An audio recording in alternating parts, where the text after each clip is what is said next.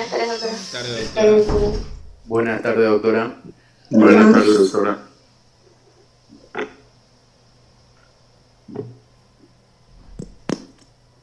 Hola, ¿escuchan? ¿Se Sí, escucha, doctora, doctora? se Sí, escucha. doctora, ¿Y se por qué escucha. no contestan? ¿Por qué no contestan? Les Hemos contestado, estamos... doctora. Hemos contestado, doctora. Harto hemos Ya, contestado. no les he escuchado. Entonces soy yo la que está solita. Hay uno que ha entrado de su teléfono nada más sin nombre ni apellido. O sea, ya les he dicho, la regla es entrar con su nombre, así que por favor vaya cambiándome y póngame un nombre. ¿Sí? Muy bien. La anterior semana hemos hecho lo que es trastornos de ansiedad. Hola. Hemos hecho una clasificación y hemos descrito ya algunos de los trastornos de ansiedad. Ahora vamos a hacer los otros trastornos de ansiedad, porque no se olviden que les he hablado de que la que hicimos la vez anterior era la clasificación del DSM-4T, o sea, DSM-4 texto revisado. Ya ha salido el DSM-5 y en el DSM-5 hay algunas patologías que salen de trastornos de ansiedad para volverse únicas y adaptar, digamos, o adoptar otras patologías más que se relacionan. Por ende, esta vez nosotros vamos a hablar de lo que son los trastornos de ansiedad adaptativos y somatomorfos, haciendo como una revisión de ambos libros, ¿me entienden? De ambas ediciones, porque es el mismo libro, solo que han cambiado un poquito en los diagnósticos. Me van a avisar si no recorre la diapositiva. ¿Está bien? Ya. Entonces, cuando nosotros habíamos hablado de trastornos de ansiedad, habíamos hablado de esta clasificación, digamos, que eran los trastornos de ansiedad según el CIE-10 o el DSM-4TR. Y los trastornos de ansiedad, obviamente, ¿no? O sea, estaban la reacción a estrés agudo, la reacción a estrés postraumático y los trastornos de adaptación que normalmente no veíamos. Y dentro de los trastornos somatomorfos, disociativos y facticios, están los trastornos por somatización, conversivo, hipocondríaco, dismórfico corporal, trastorno de dolor persistente somatomorfo, amnesia disociativa, fuga disociativa. Sigue Hola. en la primera diapositiva, doctora. Pero ¿por qué no sale? A ver, volveremos a entrar. Ya. Vuelvo y entré acá. A ver. Voy a pasar atrás, me avisan si sale. ¿Pasó? Sí, doctora. Volvimos a la primera. Ahora, ¿me sale? Sí, doctora, ahora sí. Muy bien, ya, estamos acá. Entonces, esta es la clasificación, digamos, que nos dan el libro, el trastorno de despersonalización y trastornos facticios o ficticios. Es una clasificación que estamos volviendo a recordar. Pero el DSM-5 nos clasifica en tres, digamos, en trastorno relacionado con trauma y factores de estrés, donde vamos a ver el trastorno de apego reactivo, el trastorno de relación social desinhibida, el trastorno de estrés postraumático, el trastorno de estrés agudo, el trastorno de adaptación y el trastorno de duelo persistente. ¿Eso qué quiere decir? Que en la clasificación del DSM-5 ha ingresado el trastorno de apego reactivo que estaba en otro capítulo, el trastorno de relación social y el trastorno del duelo persistente que se llevaba en otro acápite. O sea, en otro acápite que no estaba dentro de los trastornos de ansiedad.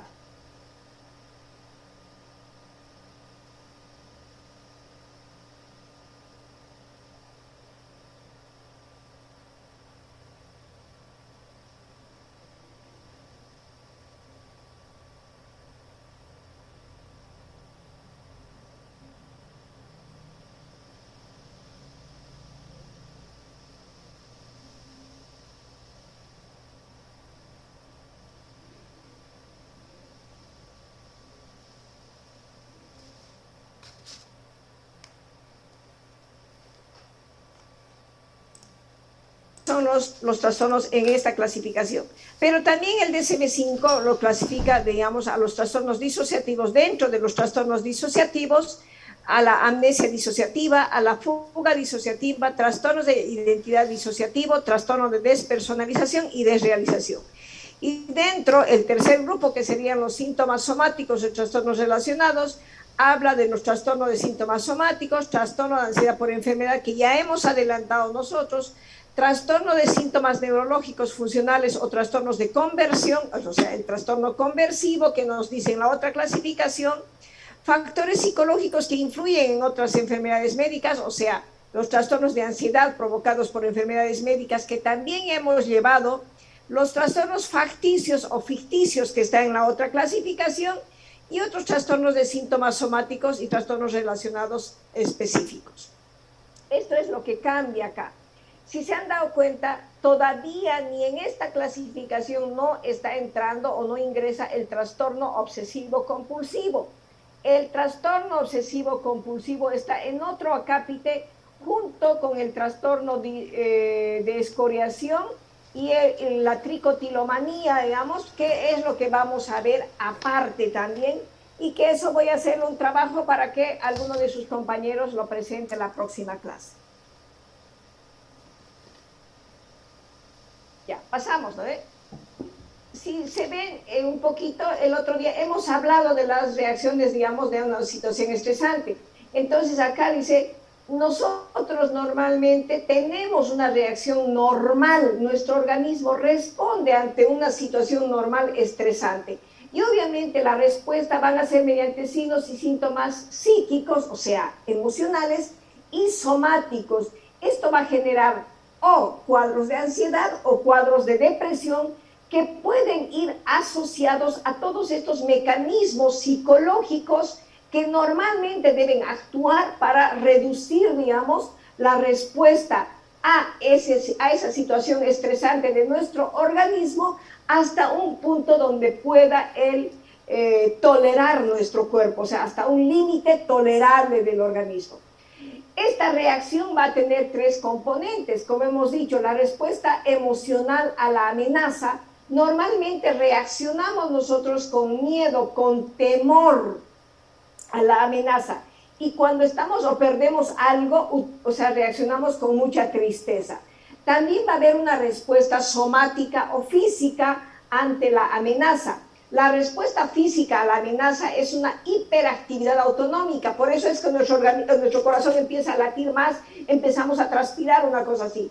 Y obviamente a la pérdida, cuando nosotros perdemos un ser querido, como ejemplo, esta actividad física se va a reducir, digamos, y vamos a parecer como si estuviéramos cansados.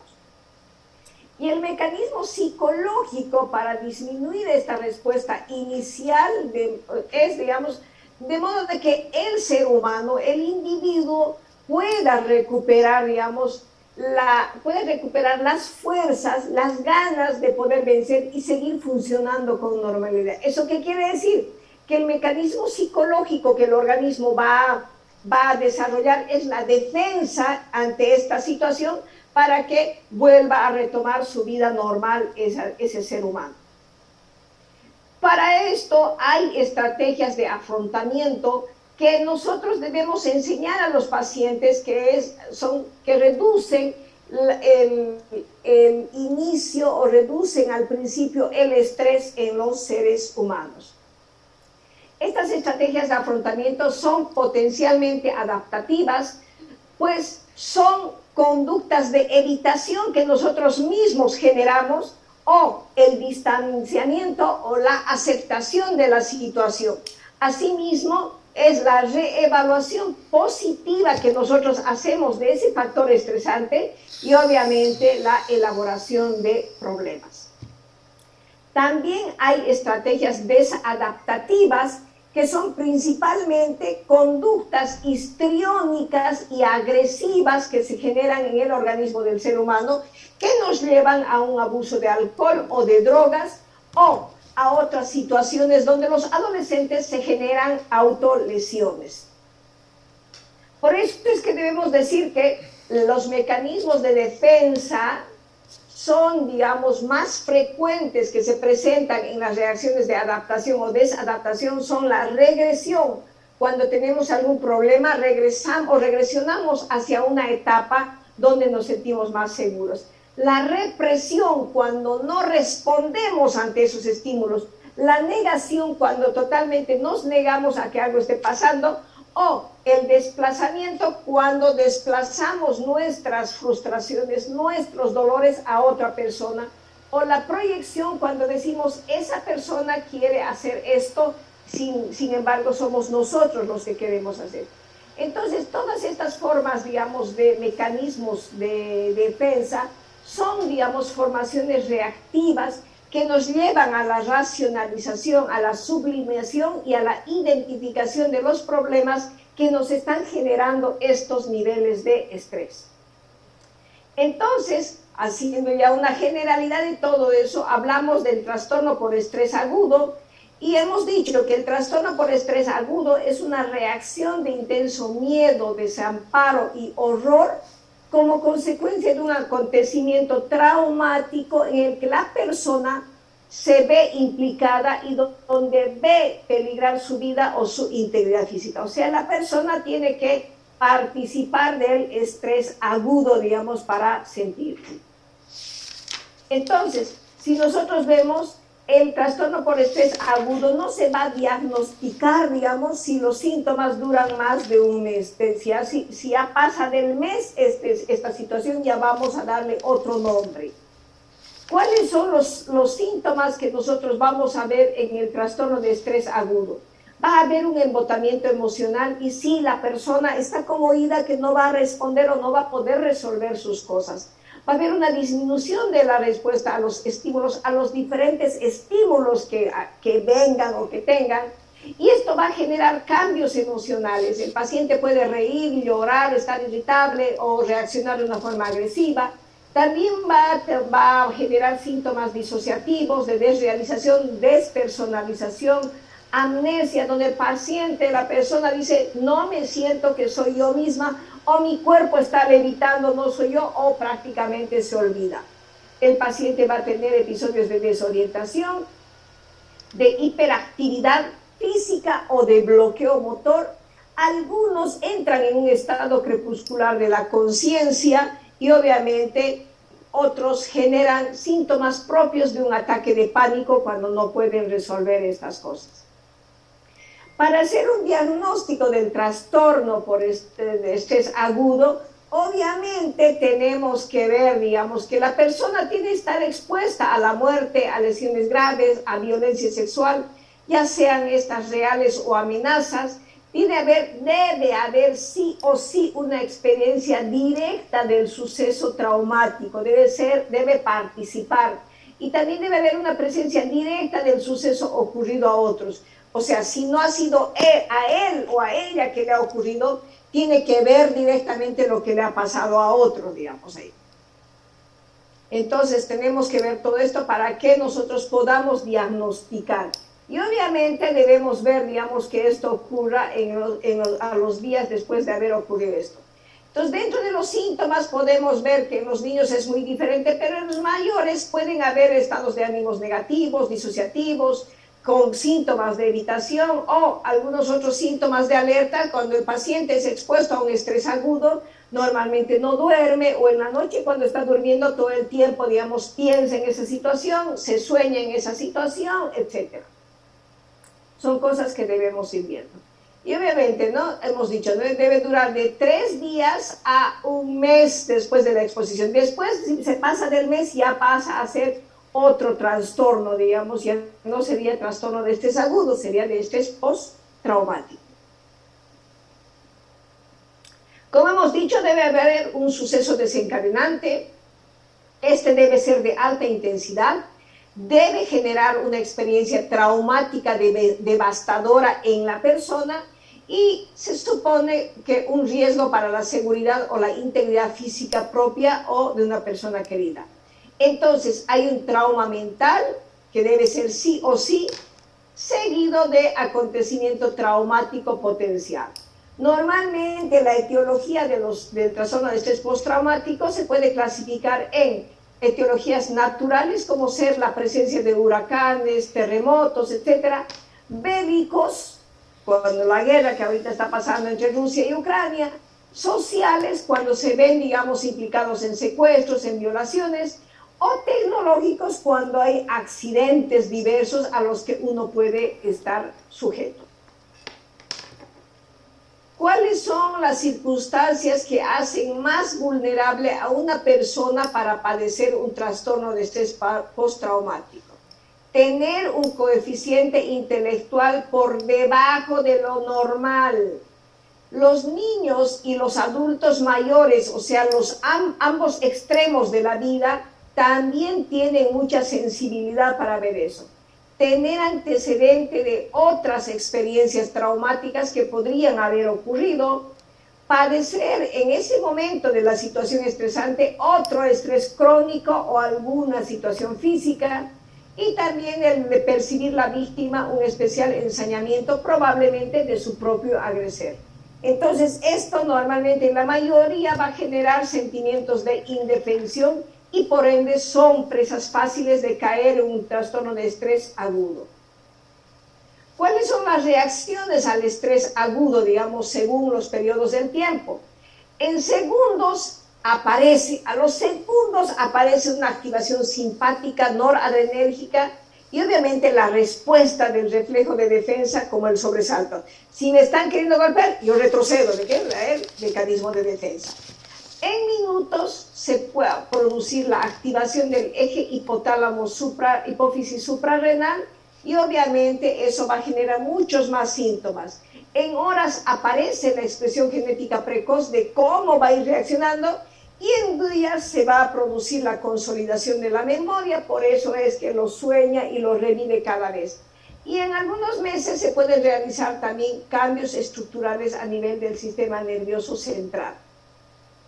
La evolución se produce, sabemos que el estrés agudo se produce a continuación del suceso traumático, aparece durante el primer mes tras el trauma y la persona se puede recuperar por completo o muchas veces permanecer con amnesia completa o parcial del suceso.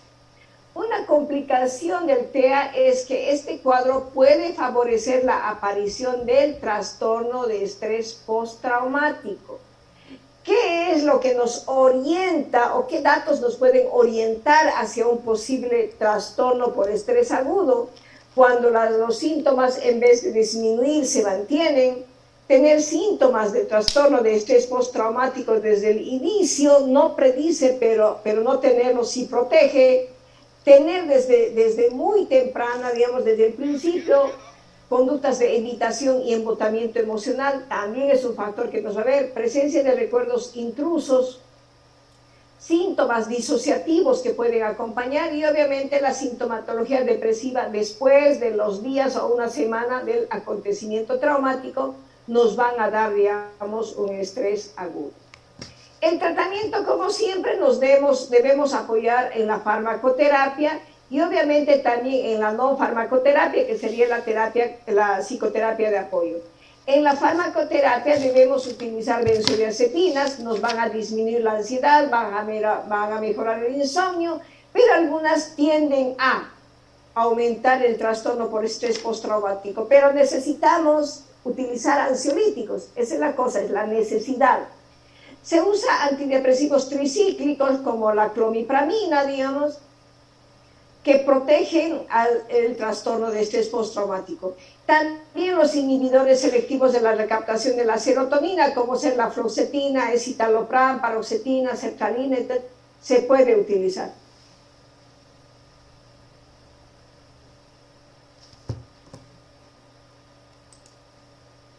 Entonces, sí o sí. Algunos también usan betabloqueantes por los síntomas físicos que el paciente presenta. Las medidas no farmacológicas, obviamente, psicoterapia. Es muy importante hacer la psicoterapia y esta psicoterapia tiene que ser precoz. ¿Por qué? Porque tenemos que ayudarle al individuo a que racionalice lo que ha pasado, ¿no ve? Entonces se debe hacer una terapia cognitivo-conductual y es muy importante la psicoeducación, digamos, enseñarle a la persona para que vaya resolviendo las cosas. Es muy importante integrar a estas personas a grupos de apoyo, hacer terapia familiar y las técnicas de relajación que son muy, muy importantes, enseñarle a respirar nuevamente al paciente. Trastorno por estrés postraumático. El trastorno por estrés postraumático se caracteriza por la aparición de gran estrés y ansiedad después de un acontecimiento traumático. Normalmente tiene una incidencia de 9 a 10% en la población en general, en una prevalencia del 8%, más en mujeres el 10% que hombres, digamos, en los hombres en un 4%, es más frecuente en adolescentes y niños, especialmente en adultos solteros, divorciados o viudos y de un nivel socioeconómico más bajo. El cuadro clínico, normalmente el estrés postraumático inicia hasta los 6 meses después del acontecimiento traumático. ¿Eso qué quiere decir? Que hay un periodo de latencia de 9 meses. Mayor a 9 meses ya es un trastorno por estrés postraumático crónico. Entonces, el estrés postraumático se va a clasificar con hiperactivación autonómica psíquica, con distanciamiento emocional o con pensamientos intrusos o intrusivos. ¿Cuáles son, digamos, los criterios para el diagnóstico según el DSM-4? Que la persona tiene que haber estado expuesta al acontecimiento traumático en el que ha existido, digamos, ¿no? La persona ha experimentado este acontecimiento caracterizado por haber visto muchas muertes. La persona responde con un temor, con desesperanza, con horror intenso. Y en los niños se va a generar comportamientos desestructurados o agitados. El acontecimiento traumático es reexperimentado una y otra vez a través de recuerdos de los acontecimientos, sueños de carácter recurrente. El individuo actúa o tiene la sensación de que el acontecimiento traumático sigue ocurriendo. Esto genera malestar psicológico intenso y respuestas fisiológicas al exponerse a los diversos estímulos internos y externos. La persona va a tener una evitación persistente al estímulo asociado al trauma y obviamente va a tener embotamiento de la reactividad general del individuo. Puede el paciente realizar esfuerzos para evitar estos pensamientos, estos sentimientos y obviamente conversaciones. También va a realizar esfuerzos para evitar actividades, va a generar incapacidad para recordar un aspecto importante de este trauma.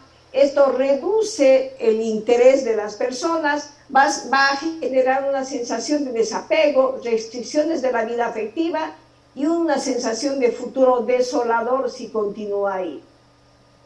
Los síntomas pueden persistir, va a haber un aumento de la activación total y como indican 2 o más de los siguientes síntomas, puede presentarse con dificultades para conciliar y para mantener el sueño, irritabilidad, ataques de ira, dificultades de concentración, una sensación de hipervigilancia y la respuesta exagerada que tiene el organismo de sobresalto ante cualquier situación.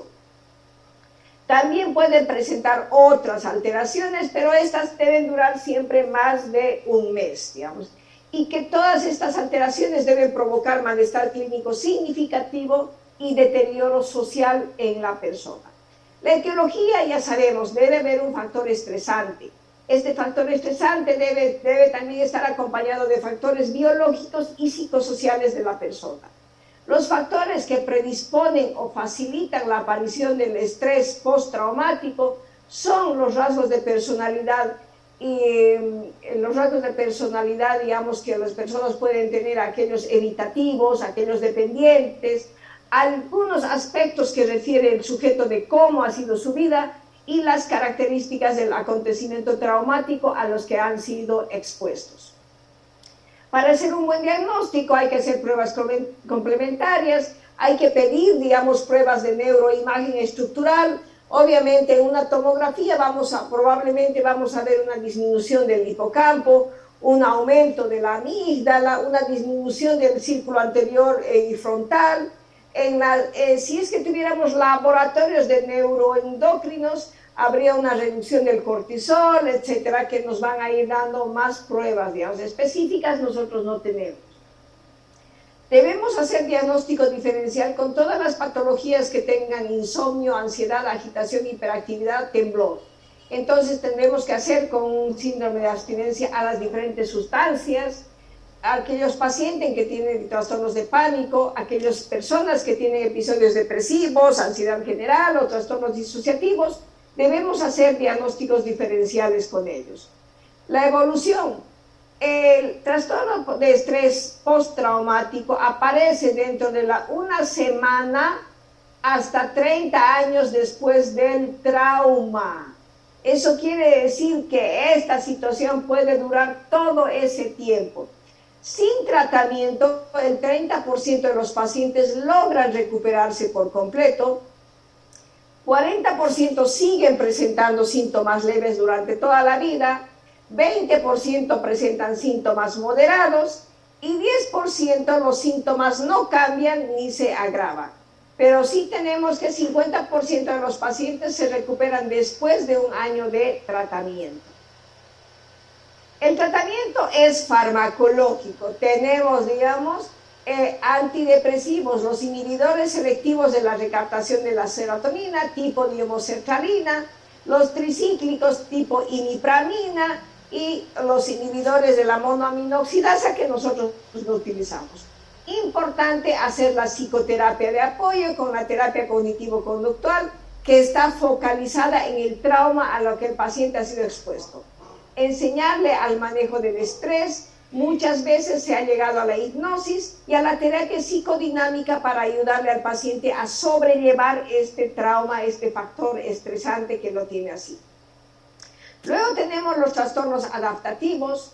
Los trastornos adaptativos son síntomas emocionales o del comportamiento que son clínicamente significativos y son desproporcionados que aparecen como respuesta ante el estrés. Perdóname un segundito, por favor.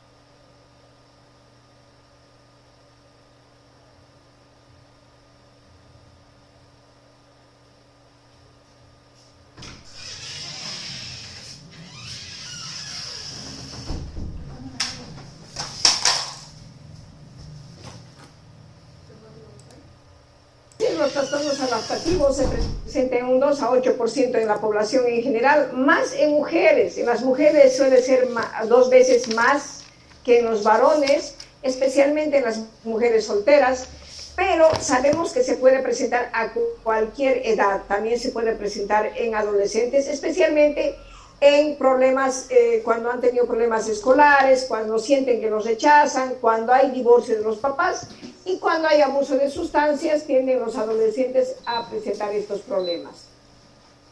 La etiología es factores que pueden influir, serían, digamos, la personalidad previa, también hay los factores biológicos y psicosociales que van a hacer que la persona sea mayor predispuesta. ¿Cuáles serían los criterios de diagnóstico del trastorno de adaptación? Sería la aparición de síntomas emocionales en respuesta a situaciones estresantes identificados, que tienen lugar dentro de los 3 primeros o de los 3 meses siguientes a la presencia del factor estresante identificado. También vamos a ver que pueden provocar mayor malestar, digamos, del estrés. Este estrés va a generar un deterioro significativo de la actividad social, familiar, laboral, y esto obviamente, digamos, va a generar muchos más problemas a la persona que está sufriendo. Este problema de adaptación no corresponde a una reacción de duelo, hay que ver si no son digamos, otros tipos de características. ¿Qué es lo que el paciente va a presentar dentro de los 3 primeros meses? Va a presentar ansiedad, depresión, comportamientos disocial, conductas agresivas, actividades temerarias al conducir un vehículo, va a ser muy acelerado, etc. Va a empezar a tener mayor consumo de alcohol, va a incumplir sus obligaciones y obviamente tiene características suicidas. El trastorno de adaptación no debe exceder de los 6 meses de duración, por eso decía dentro de los 3. Se debe hacer un diagnóstico diferencial con el trastorno por estrés postraumático y el estrés agudo, también con algunos trastornos psicóticos breves, con el trastorno de consumo de sustancias, con el duelo no complicado y con procesos de ansiedad y trastornos del estado de ánimo que también se pueden presentar. El tratamiento es farmacológico, en el trastorno de adaptación se usan más ansiolíticos y también psicológico porque se debe destacar la intervención que uno debe hacer en la crisis. Las técnicas de resolución de problemas que se les enseña, la terapia interpersonal, las modificaciones de conducta, el aprendizaje de técnicas de relajación, son, digamos, instancias muy importantes que debemos nosotros trabajar en ese aspecto. Obviamente también hay un trastorno o hay una adaptación a enfermedades físicas graves. No se olviden que a un principio el ser humano no se adapta a estas enfermedades. Entonces, este es un proceso largo. Los individuos con una enfermedad física grave a menudo se sienten nerviosos, ansiosos, deprimidos, irritables. La respuesta de la persona ante estas situaciones que se encuentran moduladas por factores como la personalidad previa, las experiencias pasadas, las enfermedades, el nivel de satisfacción que tiene acerca de sus necesidades o de las diferentes etapas de la vida, el estadio en el que se encuentra la enfermedad, todo eso tiene que ver, digamos, con la capacidad que tiene para comunicar sus necesidades, con los sentimientos, con las fantasías, con la confianza, con la desconfianza en el médico, etc.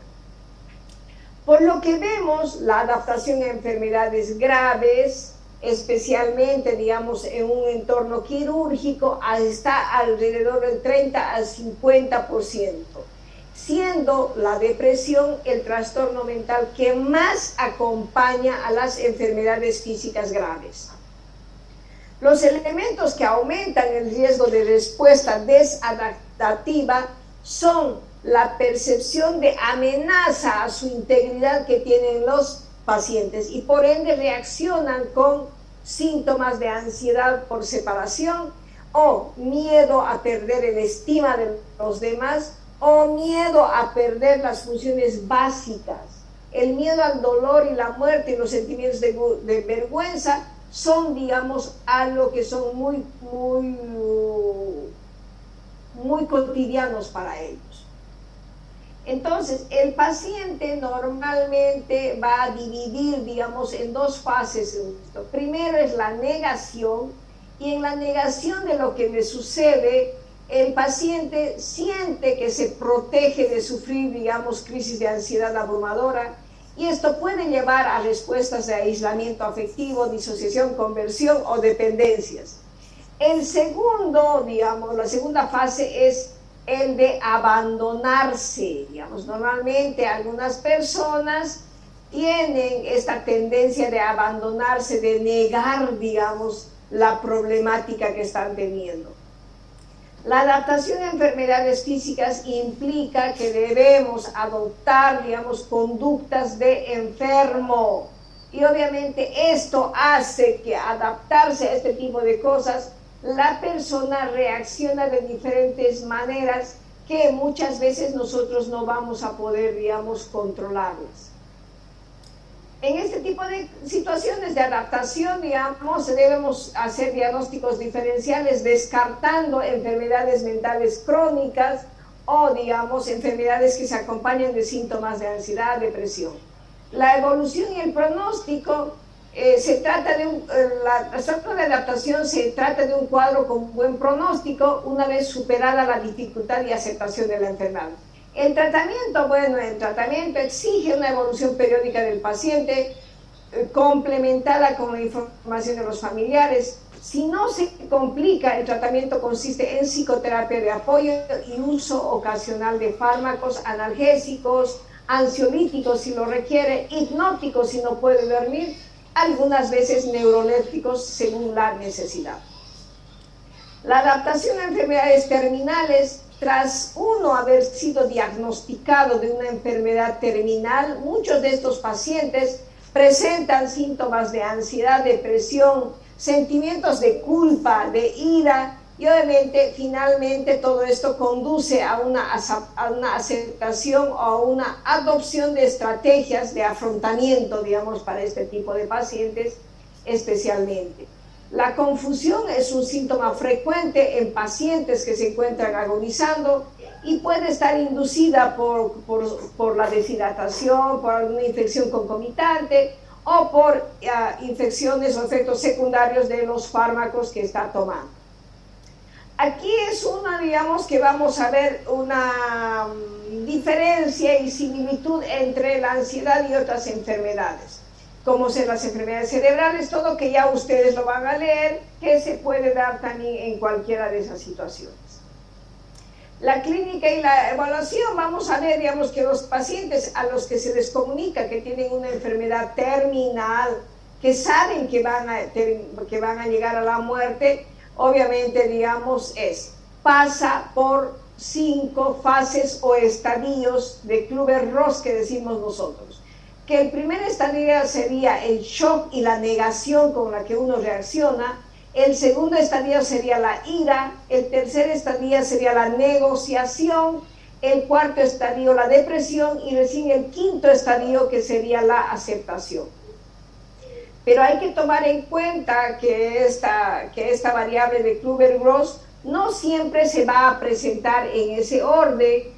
Los niños no adquieren completa conciencia de la muerte, aunque algo que puede suceder en ellos hasta los 10 años directamente. El diagnóstico, se debe diagnosticar una reacción normal o enfermedad terminal si se tiene el patrón ya descrito. Puede muchas veces producirse estancamientos en la evolución hacia la adaptación y complicarse con síntomas de gran intensidad. Entonces debemos nosotros valorar bien los síntomas y el tratamiento se debe controlar el dolor y la confusión que puede generar la enfermedad terminal.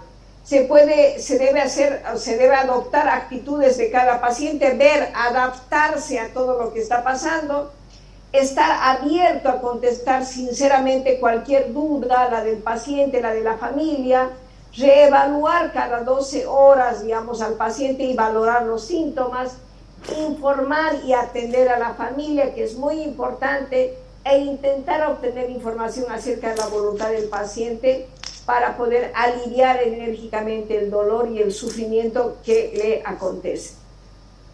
El duelo.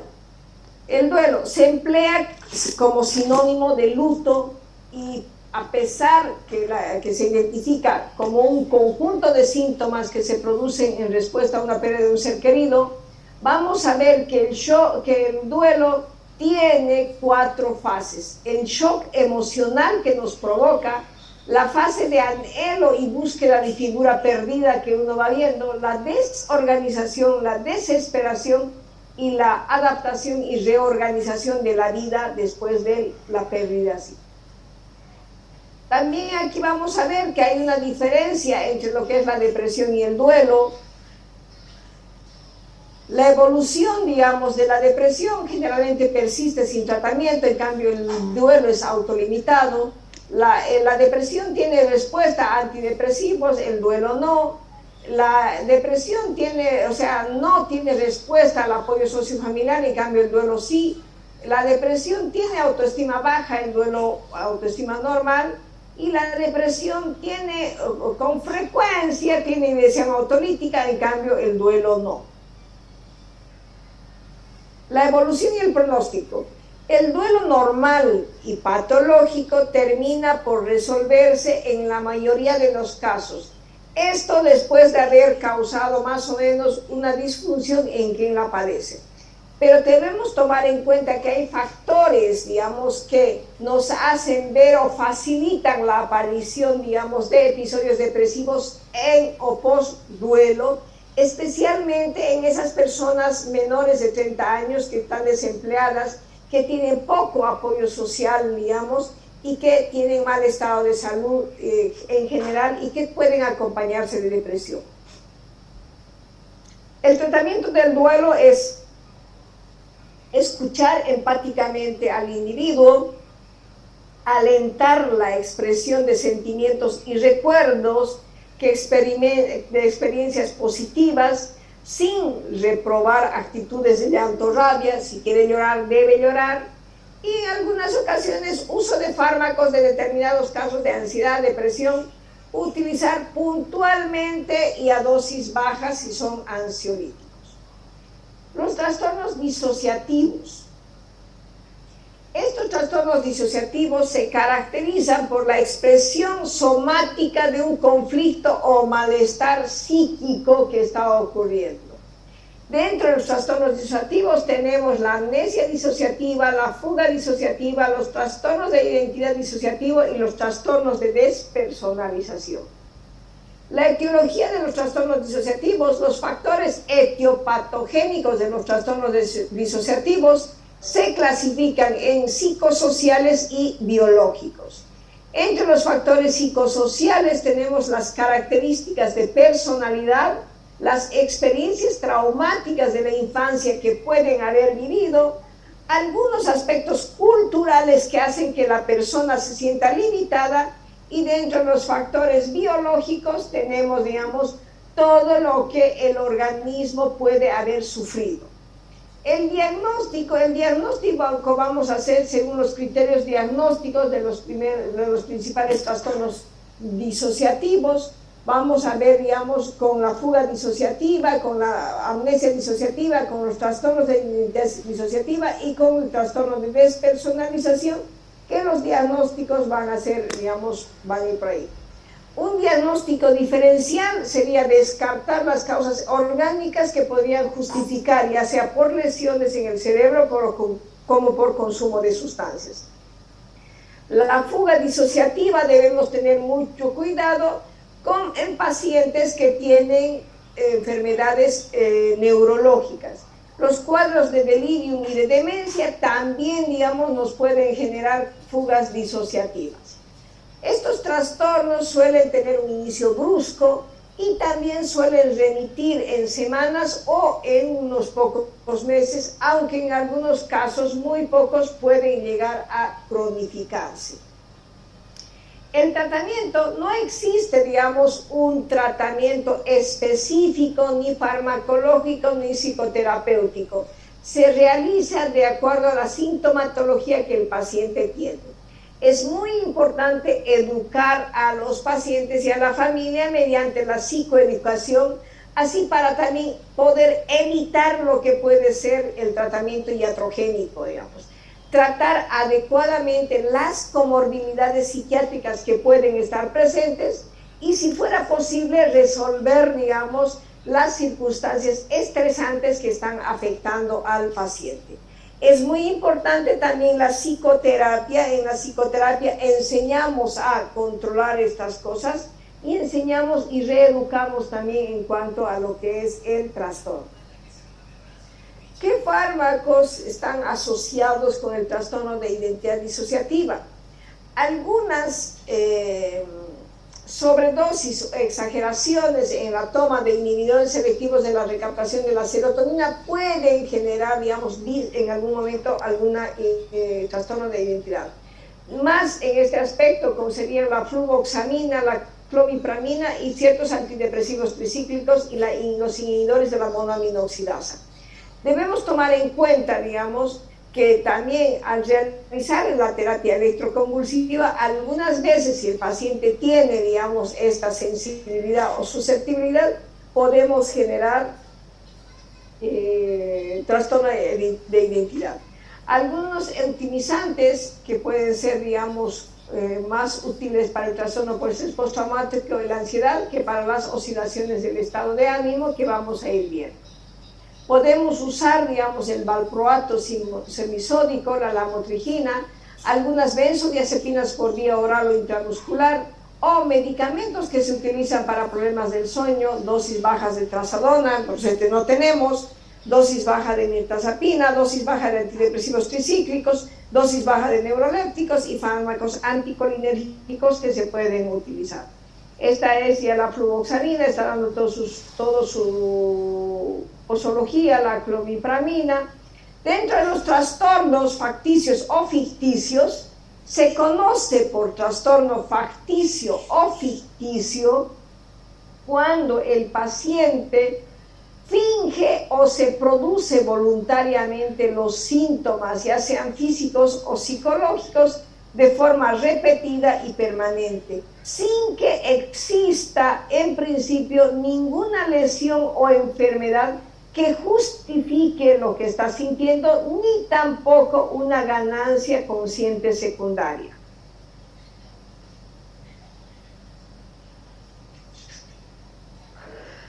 Los síntomas fundamentalmente son físicos, psicológicos, mixtos, o también podemos hablar del trastorno ficticio por poder.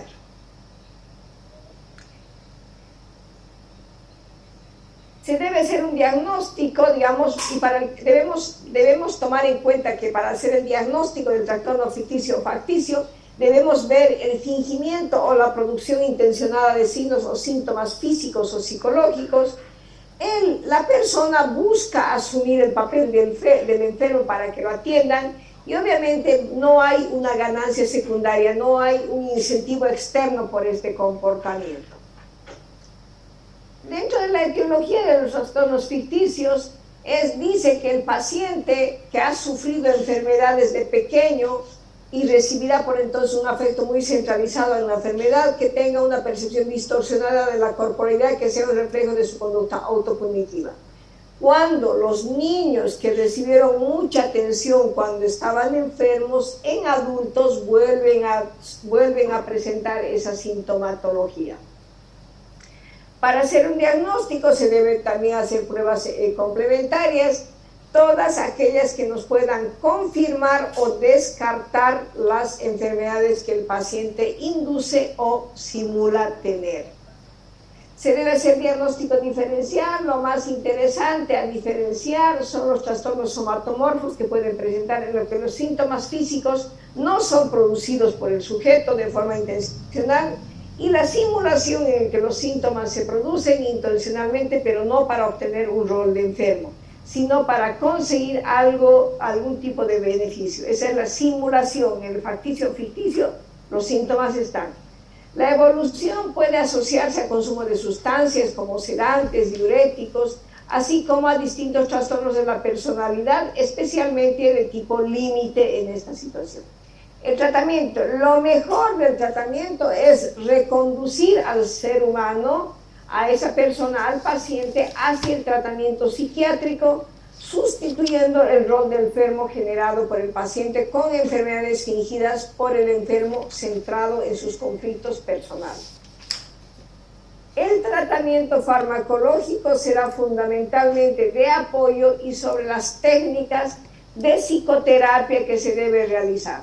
Sabemos que no hay un consenso suficiente en la que podamos recomendar una técnica específica, pero la que mejor le salga nos puede ayudar.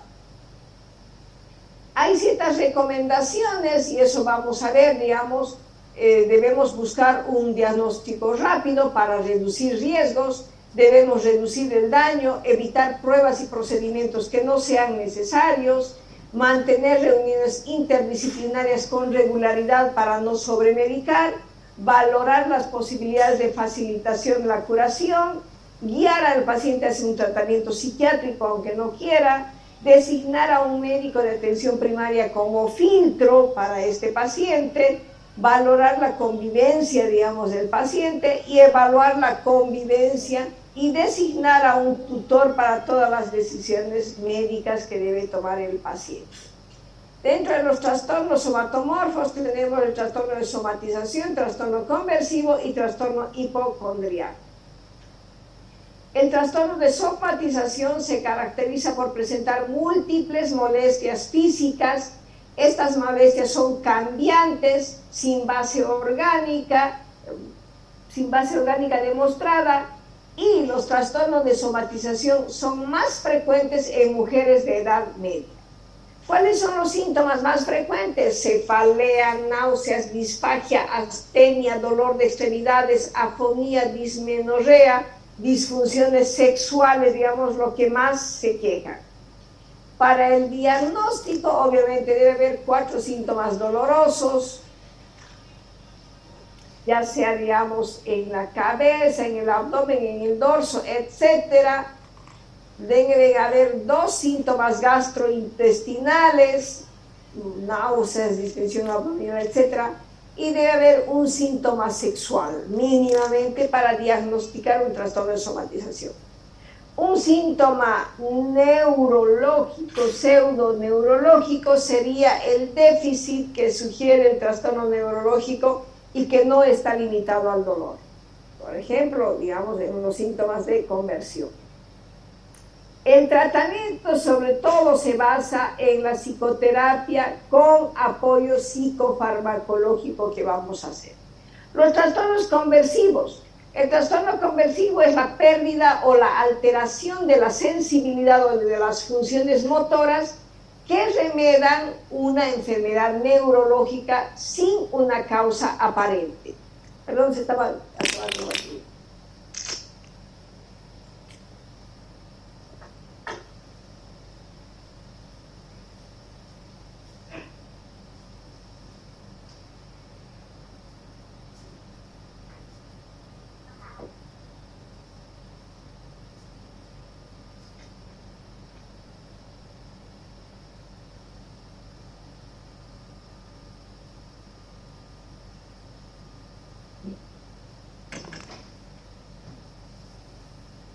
Entonces, remedan la enfermedad sin una causa subyacente.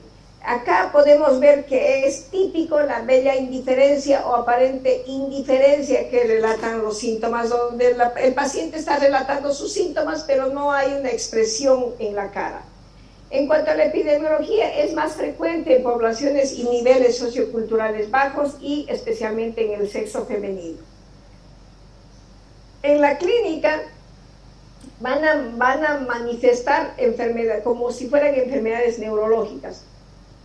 Puede presentar síntomas de parálisis, ceguera, anestesias, alteraciones en la marcha, crisis convulsivas y pseudocrisis, digamos, en este tipo de pacientes con trastornos conversivos. El trastorno conversivo se subdivide en convulsiones disociativas, en trastornos conversivos de la sensibilidad y en trastornos conversivos de las funciones motoras. Los criterios diagnósticos para diagnosticar el trastorno de conversión según el DSM-4-TR es de que debe haber uno o más síntomas que afecten la función motora voluntaria o sensorial y que sugieran una condición neurológica u otra condición médica general. Se considera que los factores psicológicos están asociados a este déficit, a este síntoma o déficit que vamos a ver. Entonces, el síntoma de déficit no se produce intencionalmente de manera fingida como el trastorno facticio de simulación. Y obviamente, tras el examen apropiado, el síntoma como ser el déficit no se puede explicar completamente como si fuera secundario a una condición médica. La evolución, digamos, del trastorno de conversión suele aparecer bruscamente, suele ser pasajera, aunque ocasionalmente tiende a cronificarse. En el tratamiento se exige una muy buena exploración física y psicopatología detallada para nosotros hacer el diagnóstico y el tratamiento. El trastorno hipocondríaco. El trastorno hipocondríaco se caracteriza por la preocupación persistente de tener una o más enfermedades graves y progresivas. Piensan siempre que tienen SIDA, cáncer, etc. La clínica, los síntomas que presentan son preocupaciones intensas con una certeza de tener una enfermedad grave durante más de 6 meses, que le ocasiona un malestar en su vida y que se niega a aceptar la opinión médica contradictoria a sus planteamientos. Se presenta en el 6.7% de la población. Los criterios diagnósticos son una preocupación y miedo a tener la convicción de padecer una enfermedad grave a partir de la interpretación personal de ciertos síntomas somáticos. Esta preocupación es persistente a pesar de que se ha sometido a exploraciones y a explicaciones médicas apropiadas. Tiene la creencia de que puede tener como un tipo delirante, a diferencia, digamos, del trastorno delirante somático. Entonces el paciente en algún momento parecería que está con una alteración del pensamiento. Y obviamente la preocupación provoca malestar clínicamente significativo, generándole deterioro social, laboral y en otras áreas importantes de la vida del ser humano. Normalmente este trastorno el trastorno hipocondríaco inicia antes de los 50 años y tiende a cronificarse. Pero en el tratamiento debemos destacar que la enfermedad que menciona el paciente, digamos, hay que descartar esa enfermedad y hay que ver qué se puede hacer como tratamiento. Se debe hacer psicoterapia, tratamiento más eficaz y saludable, obviamente acompañado de la farmacoterapia, que es un buen apoyo en esta situación. Pese a eso, este es un trastorno que se cronifica mucho y tiende a seguir presentándose. Esta sería, digamos, la bibliografía en la que se ha basado este trabajo.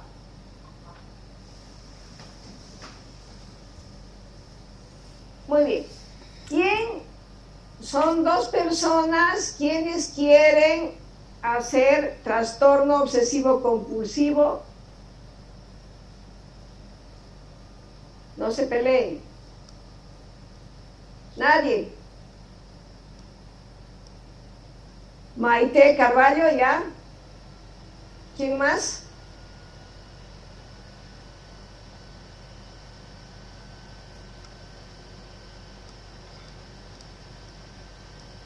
Nadie. A la 1, a las 2. Andrea Lizarazo, ¿una más?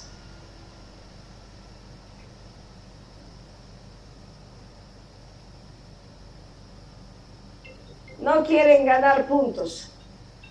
Ya no ahora, ya no. Y Jacqueline, las 3.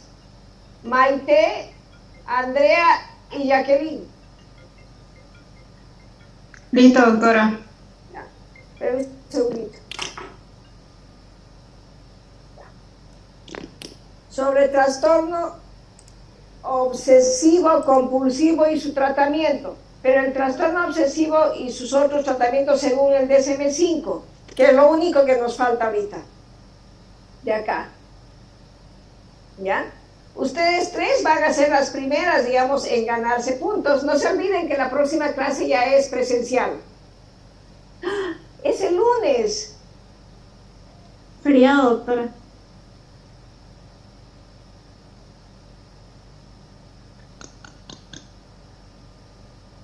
Tenemos que recuperar esa clase.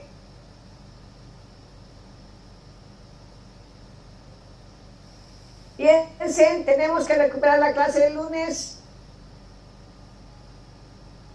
¿Quieren pasar en feriado? Sí, doctora. Sí, doctor. Así no perdemos. ¿Sí, no ve? Ya. Sí. Ya, pasamos clases, digamos, pero la práctica tenemos que recuperar. Pasamos clases en feriado el lunes. ¿Está bien? Listo, doctora. Ya, ya. ¿Usted, doctora? ¿Perdón? No, virtual va a ser, pues virtual. Si vamos a estar en feriado, hacemos virtual el lunes, trastorno obsesivo compulsivo y otros trastornos. Está bien, doctora. Está bien, Ya. doctora. Ya, del DSM-5, porque está trastorno de escoriación, la tricotilomanía, todo está en trastorno obsesivo compulsivo y otros trastornos. ¿Está bien? Está bien, doctora. Ya tenemos Maite, Andrea y Jacqueline Figueroa. ¿Está bien? Son 3. Sí, doctora, está bien. Y bien hecho, porque no se olviden que es por nota. Y ya después vayan haciendo grupitos que van a ir exponiendo también todos ustedes. ¿Ya? Muy bien. Nos vemos. Doctora. Otra, por favor, lean bien examen mental y hagan un buen examen mental del paciente Arturo. Esta mañana ya hemos suspendido también porque nos falta. Lean. Primero ustedes tienen que leer. Ustedes tienen que ver, porque ya tienen que tener escrito todo eso. ¿Está bien? Ahora les escucho, dígame. Doctora, las diapositivas las va a pasar al grupo. Yo prefiero que lean el libro.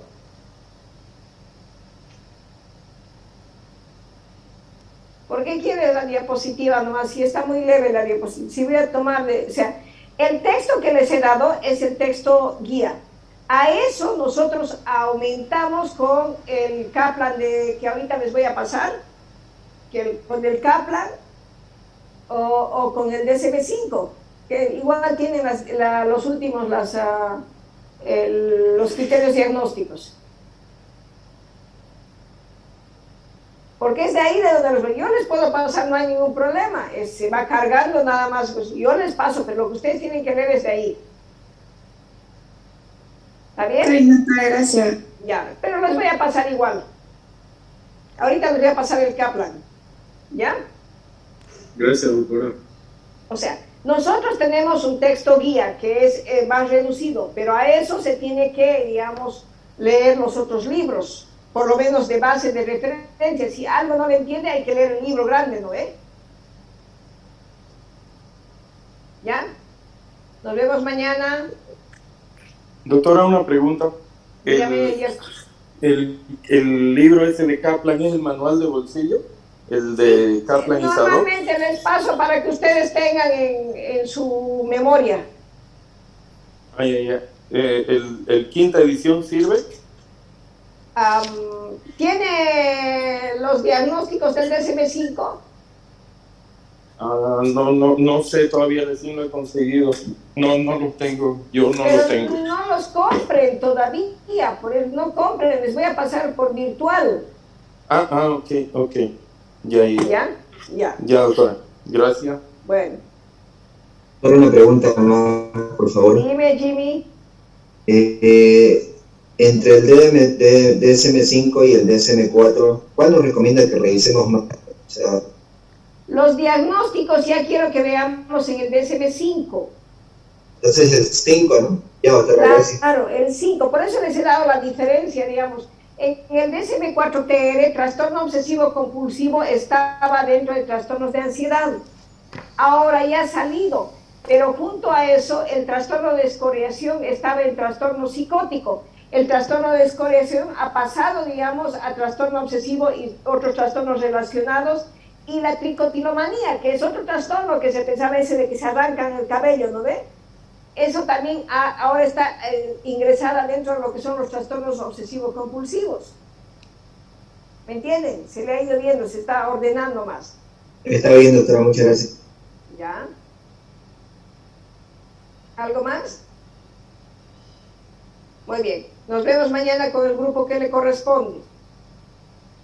Adiós. Hasta luego, doctora. Chao, chao. Hasta mañana, doctorita. Hasta mañana.